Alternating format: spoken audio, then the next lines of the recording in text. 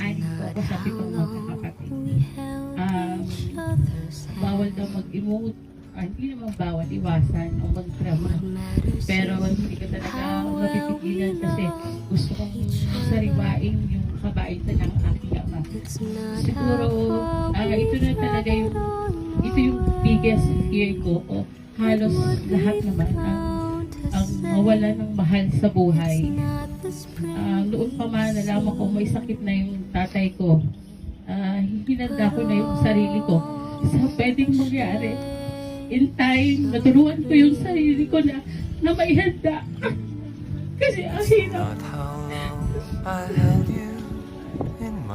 Kaya yung sa araw na nakapuro ng tatay, naging magaan sa akin.